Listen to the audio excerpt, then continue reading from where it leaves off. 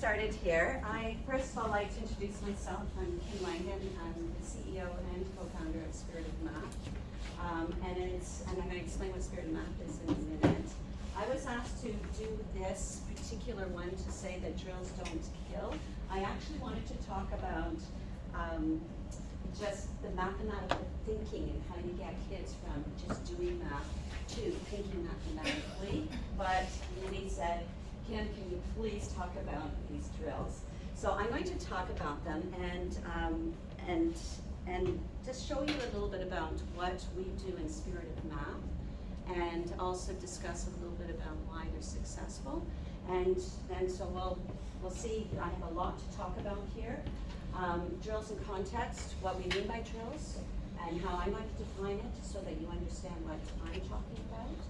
And then our drill systems, some outcomes on what people are seeing, some of the research.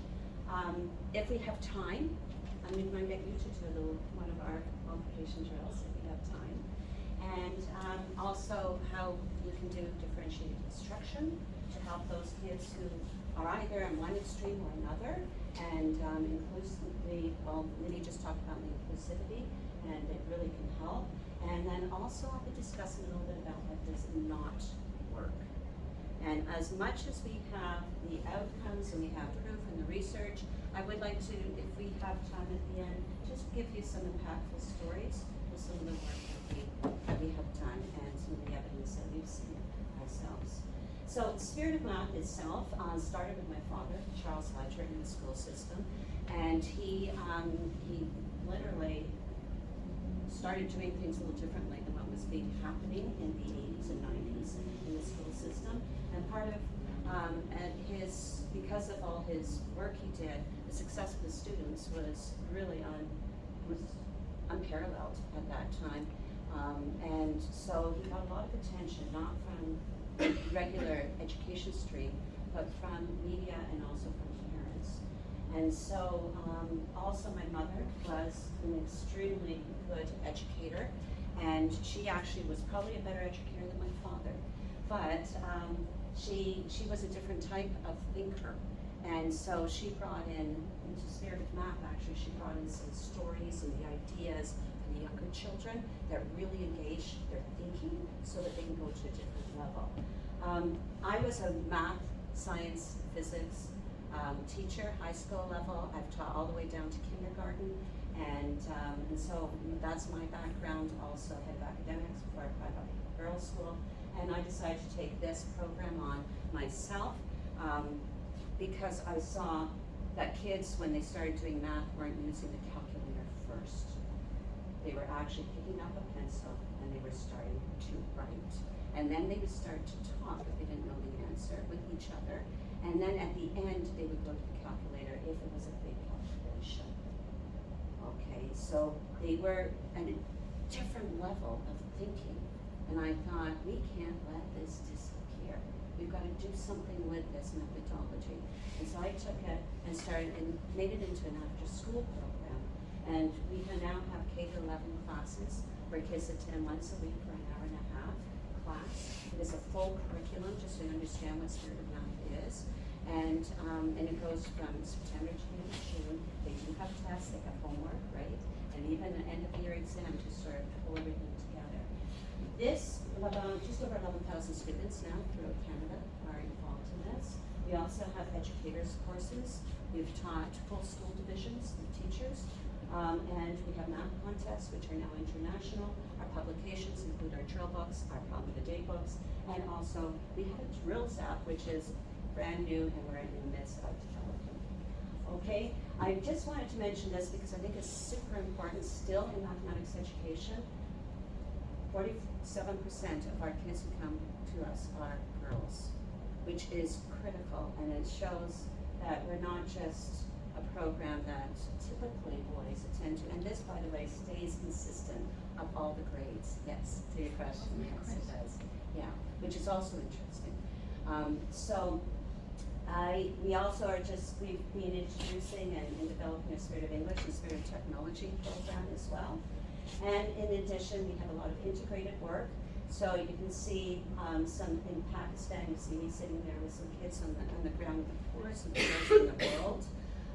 The garbage, kids literally can only count for 2.5 hours max per day if they're lucky, because they have to go out and pick up garbage for their parents and do the work. Okay, so we're trying to integrate some ideas into them, and it's amazing some of the work that we've done. There's some work in Africa. This is here in Toronto, yes, and in a marginalized area too. So it's just so that you see that we're not just for this privilege, that we're trying to work hard and bring some of our ideas to other kids too. Our basic mission for everything we do is to promote cooperation, inspire confidence, and release the genius in every child. So we, even with our drills, we are trying to promote the cooperation. How can we do that? How can we inspire that confidence so that we release what the essence or the brilliance is in every child? And everything we do, we work towards that. So our drill system. Let's see what our drill system, we're going to take a peek, a very quick peek into the classroom, what it looks like with the kids doing it to begin with. There we go.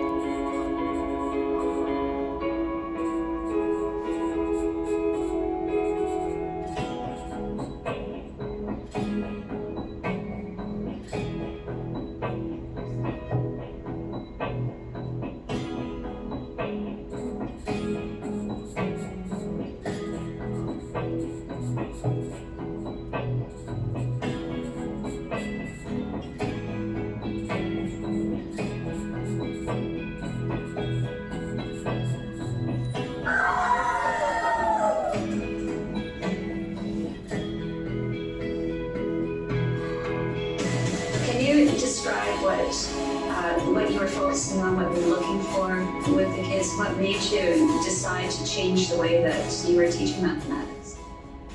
There were probably a number of events I can mention too that were really significant. But I was really keen on winning the grade 9 contest with the kids we had at school. And so we were doing some extraordinary things. We introduced the drills because we felt all the kids needed that. And it was a leveling experience too, because the students we had came from a number of different schools. So doing the drills helped even things out from amongst the different schools. And it also gave them a sense that they could be a unit. They had to accomplish something that they had to do together. My name is Jennifer Lim. I'm in my 3rd year Spirit of Math. I started off as a grade 1-2 teacher, and I'm still doing that, but I bring to class, they're all new. And the first day, they weren't too sure about the drills. We started off with adding the multiplication, but by the second week, they loved it. They were racing against each other to see who could get more done first. And I had to actually stop them and say, no, it's who can get the most correct answers in the fastest time. So that part has been really, really exciting.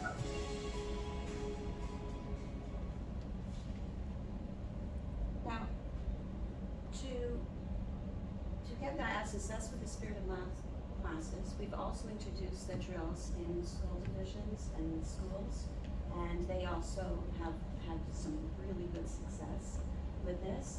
I'm just going to first of all define what a drill is. From the definition I'm going to give you, there has to be some sort of fluency and automaticity, so it's an exercise that develops that. And if you have that fluency and automaticity, the child doesn't have to necessarily think about what's going on. It comes out naturally without even doing any work or very little work for the child. So they could be looking at a question, and before they even know it, they're doing, well, it has an 8 and a 7. 8 times 7 is 56. I wonder if I should be adding that. Well, that gives something different. But they should know what it is without even thinking about it. Okay? So that's what we're talking about here to make sure we're all aligned. It's not about a whole bunch of different questions of different types. We're looking for a fluency. It has to come out with a fluency and automaticity. And within our own drill program, The elements in the Spirit of Math program, we feel very strongly that there has to be a drill component, problem-solving component, core curriculum, and collaborative group work. If you don't have all four of them, then you're going to miss out somewhere. The drills are an integral part of this. To enter into the problem solving easily, you need to have some sort of automaticity and fluency. In order to do the core curriculum, you need to do automaticity and fluency. I'm not going to talk about these other parts of it. We're just going to discuss this today. And also, even for if you have kids trying to do collaborative group work and they don't have that automaticity and fluency, they can't enter into some of that conversation because they're wondering, what are these kids talking about? Because the other kids are just too quick, and they're still, well, what is that 3 plus the 4?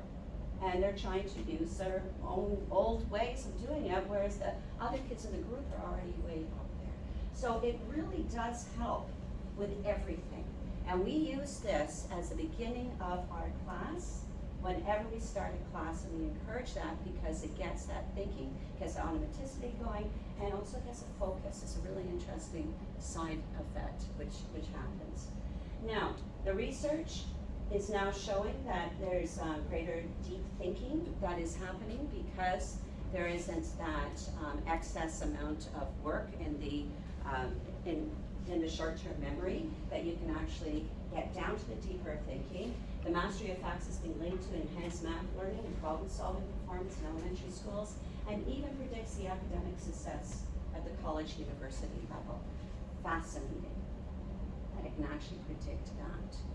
Okay, so this is huge, and it's an important point that we must keep with. Our findings, now this is over 30 years of when we've been doing this. This isn't just, we're just trying it and we're going to make it work. We've actually been doing this for many, many years. The numeracy beyond just number facts, because the kids can now start seeing patterns because they've got that fluency. They can start to enter into some numeracy that they weren't able to do before because they just were stuck. It boosts estimation skills, which is critical for when you want to start looking for patterns. And mathematics is much more than just doing math. And for that mathematical thinking, you need to have that ability. So the heighten the focus ability, where this is really interesting because if you have the kids focusing for a certain amount of time, which is a real issue these days because kids are having more and more difficult time focusing, we found this is a side effect of our drills, is that they start to focus better. They actually, and I've actually worked with kids in other after-school programs too that are not with Spirit of Math. I've just given them that, and kids who were really having difficulty focusing even for 30 seconds were able to slow down after a couple of weeks of working with them, and they were able to focus on the other work that we were giving them. The enhances accuracy in calculations. I build self-confidence and diminishes math anxiety. We get a lot of reports from parents saying this. It's huge. And solve problems more easily, which we just saw as other proof and other research. Okay, so I want to, before I actually show you our drills, I actually want to tell you a little story about this girl. And it's actually not that girl. I don't have a picture of this girl, but it's, I was helping out on a Sunday morning at a local church with some kids whose parents weren't able to help them with their own education, and so they were way far behind. And what I was asked to do was to do the math component of this extra help. And I said, sure, and I was given 35 to 40 minutes each week to help these kids. Now, the difficulty was, not only was it a short period of time, but I had kids from grade 1 up to grade 10. In 35 to 40 minutes, what do you do to make it effective? Otherwise, it's a waste of their time, waste of everyone's time, and you're only pretending that you're doing anything. So I thought, well, the one thing I could do is perhaps I can do some drills, and then I can do our problems. So I can teach some reasoning to these kids and get that foundation for them, and have those kids work on that, and then I'll just do drills. And so divided up the groups and gave them all the different drills, and was able to do the drills at the same time, and the kids seemed to be doing better. But I still thought, okay, okay? I didn't really do much in mathematics. I didn't teach any other topics. I wasn't able to address anything else. And I came to January, so I started this late September. It came to January, and I asked one of the girls who was having real difficulties at the beginning of the school year how math was going. And she said, oh, it's going really well. And I said, are you doing well? She said, oh, yes, I am. And I said, oh, do these drills help you? Like, has this helped you at all to get there? She said, oh, yes, the teacher said, no, so first of all, she said, oh, yes, and I said, oh, well, what are you working on right now? Because I'm thinking, okay, maybe it's something very specific to a specific part of the math class and the curriculum. She said, we're doing geometry. I thought, geometry and drills? Okay. So it was measurement, but that's okay. And I said, well, what happened? Like, how is it helping? And she said, well, the teacher said the length is 8, the width is 7, and she got 56. And I understood what they were doing because she knew her multiplication tables by this point. So that allowed her to enter into understanding that concept of area. So often as an educator, I think that we have to explain these concepts so well and that the kids will get it. And you just say afterwards, now multiply it out and get us 56. Well, this girl basically, I thought, wow, this is really quite profound because she's saying, I needed that 56 before I could even enter into your explanation of what this was. Even if you said it was multiplication, I still didn't quite get it. I needed to know that 56. So to me, that was very profound, and I've been keeping that quite close to my heart since then because I realized how important this is. So let's look at a typical Spirit of Math drill. This is the very first drill that was created for Spirit of Math. It is what we call a 3x1 short multiplication drill. There are 80 squares in here, and the kids are to do this in 10 minutes, okay? They will not complete the whole 80 when the first time they do it. They may just complete the first column, okay? But because we change these numbers around, like we actually have a very specific way to generate these numbers so that we have the same numbers, the same digits that come up all the time, and they are able to therefore do almost the same drill every week, but it looks different, or every day that they come in from math class. So what happens is they take this number, 5, they multiply it by the 846, and they gradually do it, so 5 times 6 is 30, you put the 0 down, they carry the 3 in their head. Then we say 5 times the 4, which is 20, plus the 3 in your head is 23, and so they put the 3, so they gradually go through it. Notice how we really get them to carry in their head, so they're doing 2 processes at the same time. They're actually having to calculate and hold. So we're actually teaching some multiple processing as well as just, your number facts. Now, if you go through this and you do that one, you've actually done 3 multiplications using 5, and you've also added. So you're actually getting a lot of complexity in here. And they continue down, and how many times are you using that 5 times table? Oh, 30 times, okay? So it's huge, all right? So they're getting that practice. Now you get to 2's, and you do the same thing too. You always use the index row and the index column. 2 times 846, 2 times the 119, and so on all the way down. And then you carry on with the 4's and so on, okay? So that's basically the way it works.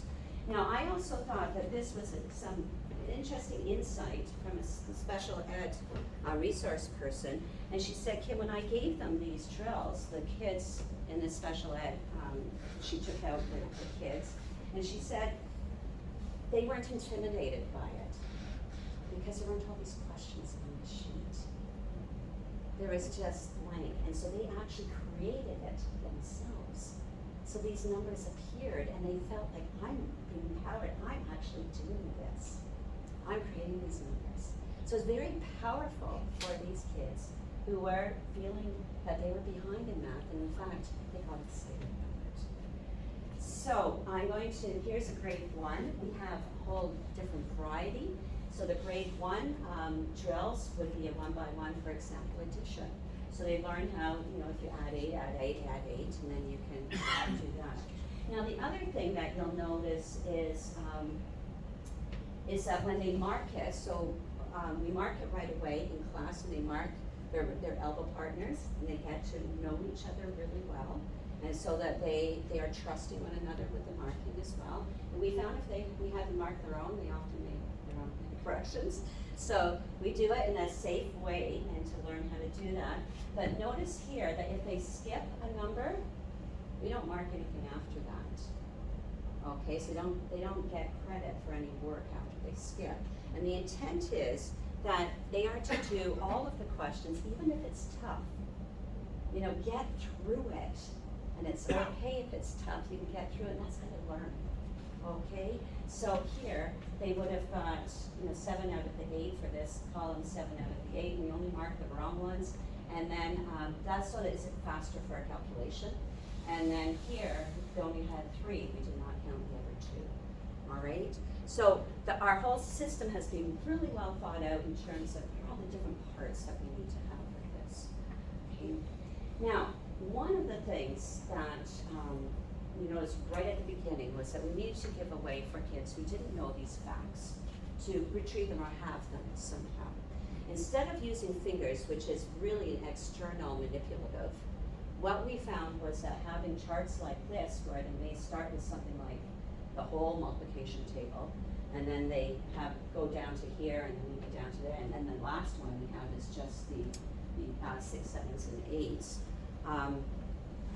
What that does is it allows the kids, every time they go to these charts, they will go, like for example, the 7 times 8 is 56, and they keep doing that. Every time they come to that question, they go, I already know this.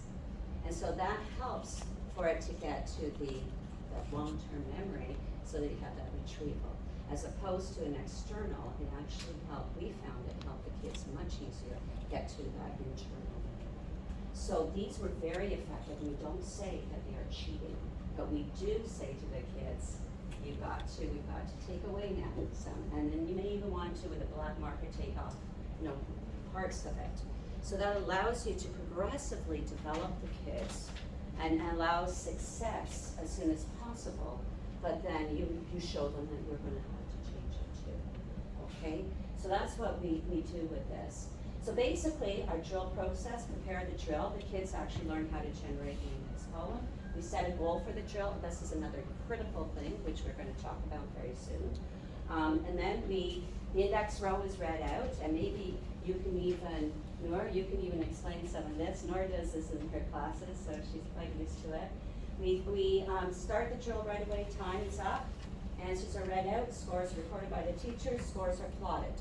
Right away, they have immediate feedback. They have to see their own progress. And we also, remember our mission statement, promote cooperation.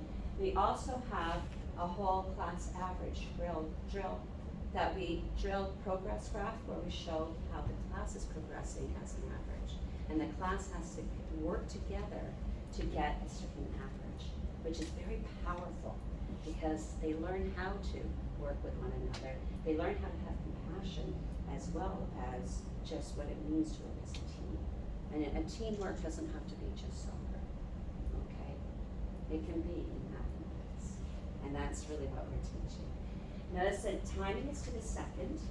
When creating the kindergarten program, what we found was that the kids,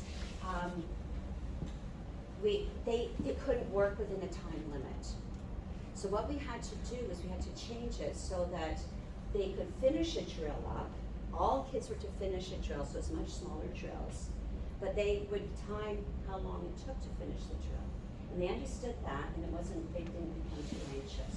So in fact, for other kids who are, at one end of the normal distribution who are really struggling, we find that this actually helps too. You can change the way that you time, or the way that you might even want to do one column and say, this is all you have to do, and see if you can do this column faster next time, and do it faster. So we can do that. Consistent time and consistent difficulty is critical so that they can see the progress. And here's an example of a progress graph. This is grade 1. This is actual data that we have from some classes. And this is one student and their progress. Notice even though they passed the goal, which is what was given 35 out of 40 for this particular drill, because the class hadn't finished the drill yet, they still had to go. And so they still had to keep their marks up high because they're part of the group. So they're being depended on. And this is different classes and their progress. And they go until, it depends. For the younger ages, we have a certain number, and we know that at least they have to achieve a certain level. For grade 5 and 6, they actually have to reach that goal as a class. And for some kids, some classes, one drill may take until April, but boy, when they get it, they're like, yes, okay? And they know because you believed in them that they could do it, and they see that they've succeeded. So they're super happy at the end. And you've got to have these goals, and you've got to have that immediate feedback. Otherwise, please don't integrate a drill just to do a drill. They've got to see their progress. Okay, and that's the secret sauce. Okay, so here's another one for grade 5. You can see this child is still struggling, whereas their class is actually reached. They're not necessarily struggling. This is still pretty good out of 80, but the whole class has reached it, so they don't necessarily have to reach the 70 out of 80. They've reached what? And they've done their own progress, and they've been able to reach something which is good for them. Okay? And everyone is slightly different. So some kids will reach that 80 out of 80 immediately. Like some kids are incredible, and then they will stay at that to hold that team together. Okay? Now the way that we created our goals. It's basically, we made drills that were long enough for the time limit that we gave. So it was a 10-minute drill or a 5-minute drill. We made a different number of questions the kids had to do. And basically, for the class, we said it should be about 80 to 85% of the total is what the goal line was. So this took this is testing for at least 3 years to find out what is the appropriate number of questions to give, what's the appropriate goal for a class to reach. So it's not just random. We actually found out that is what, when you get to that point, then you've got some authenticity and fluency. And that's how we can tell. All right, so this has been quite a bit of work to get this done and to figure out the numbers. And we've got some pretty good solid numbers now where we can say with certainty, yeah, this shows some fluency.